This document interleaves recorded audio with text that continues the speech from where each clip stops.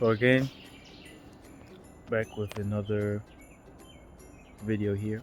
So continuing our series on spiritual talks, this is more of a, I want to say, explanational video or something like that. But overall, going back to the videos at the previous recordings involving, again, talking about spiritual warfare and other matters, those are things that we're talking about in relation to existence, relation to people's understanding of systems, how they would categorize different elements, how they would describe the different levels of consciousness, how they would sort of regulate a different matter, how we put this composition in terms of material aspects in chemistry and physics. Now, on the spiritual matter, there's different realms, there's different dimensions like that. So that's how you're divided all in one. But to make it all one topic is just to say that there's going to be a lot of overlay with a lot of the things that you've learned. You know, if you're, let's say, if you're Catholic, or maybe you are in Islam, or maybe you're Hindu or something. You know, a lot of other spiritual systems. Again, those are, in a sense, teaching you some things about the nature of the world, about Elohim, other things of that nature. But as we all know, it all goes back to the all. It all goes back to Jesus. Just to explain that Jesus is essentially representation of the all. Some people know as well the mind of Christ, sort of like a complex or a realm of consciousness as well.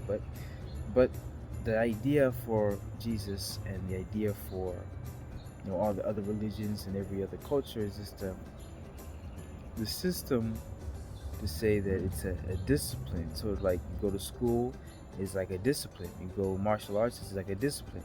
So religion is the same thing. It's the discipline of your spirituality, the discipline of the soul. So again, you have discipline of the mind, you go to school. Discipline of the body, you might take a sport of some sort. Discipline of the soul is, and the spirit is going into the spirituality nature of in religion as well. So those are the basis of why people would practice these different religions in different regions, because are set up from a different Elohim. In some cases, a different perspective on the way the world is shaped. So for most of it, you're looking at the cultures, how they're being shaped. They're being shaped by the rulers of this world, the princes of this world, in most cases. And depending on how you read the Bible, there's references to them being evil, of course. And then what Paul said, I think just in comparison to who your ruler is, that's the real difference. It's not necessarily, I would even say, all evil, but it's to say that it's what's been there at the beginning of time. A lot of the rulers of the world, again. So going to what we talk about today is a passage from the book of Revelation. I'm going to chapter 21, verse 1 to verse 7. And it reads from the KJV. And I saw a new heaven and a new earth, for the first heaven and the first earth were passed away, and there was no more sea. And I, John, saw the holy city, New Jerusalem, coming down from God out of heaven, prepared as a bride adorned for her husband. I heard a great voice out of heaven saying, Behold, the tabernacle of God is with men, and he will dwell with them, and they shall be his people, and God himself shall be with them, and be their God. And God shall wipe away all tears from their eyes, and there shall be no more death, neither sorrow, nor crying, neither shall there be any more pain, for the former things are passed away. And he that sat upon the throne said, Behold, I make all things new. And he said unto me, Write, for these words are true and faithful. And he said unto me, It is done. I am Alpha and Omega, the beginning and the end. I will give unto him that is athirst of the fountain of the water of life freely. He that overcometh shall inherit all things, and I will be his God, and he shall be my son. I mean, yeah. So the whole thing is just explaining the relationship of the church, the bride and the bridegroom. Really, God has adorned his church with a different type of grace. His New Jerusalem.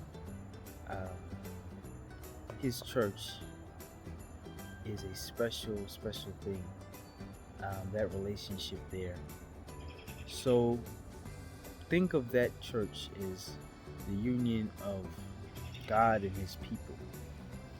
So to get in between God and his people is a terrible thing to do. It's like, yeah, that's essentially one of those things where you don't want to really mess with that on that side. So that's what the story is in the book of Revelation. Overall, that relationship is mandatory to explain. This is what all the relationships are about between the bride and the groom. Is essentially the church and God. The church and God. The way that God has loved the church, Christ has loved the church, is the way a man should love his wife, because that is the relationship that is modeling everything right now. Everything from the parable of the lost sheep to even the I mean, there's many of them, but even of the woman of the virgins, I believe, and the lampstands, but the candlesticks. But the point about it is the fact that relationships, any relationship, any aspect of it, all goes back to Christ. All goes back to the union of God, who he is, the character, as the identity of God is. You're created in his image, in his likeness, and really to carry out the goals is just to really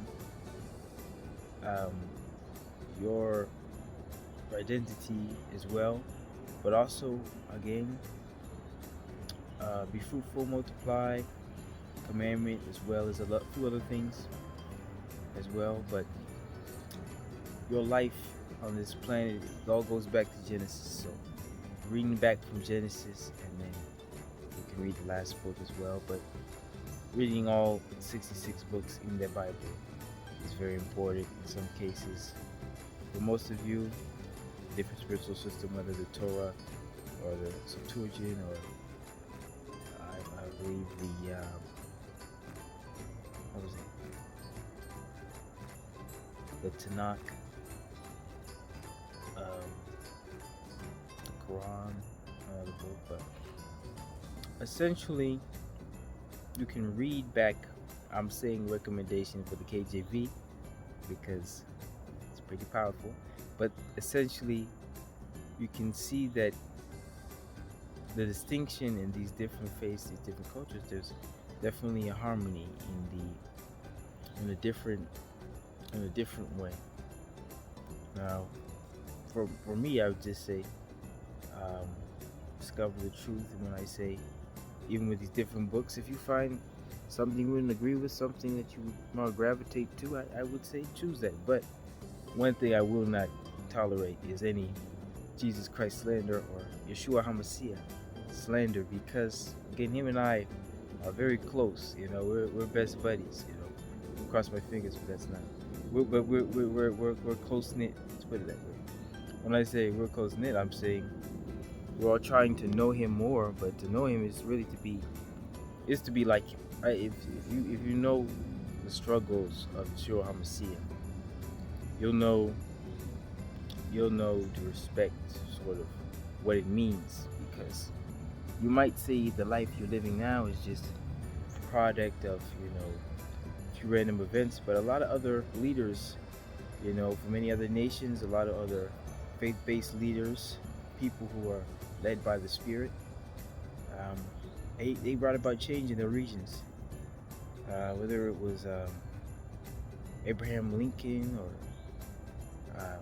whether it was Gandhi or Malcolm X or Martin Luther King, or so many different leaders. There's so many different people who had visions and other things of that nature. Um, those are the leaders of the generations, or at least in recent times. But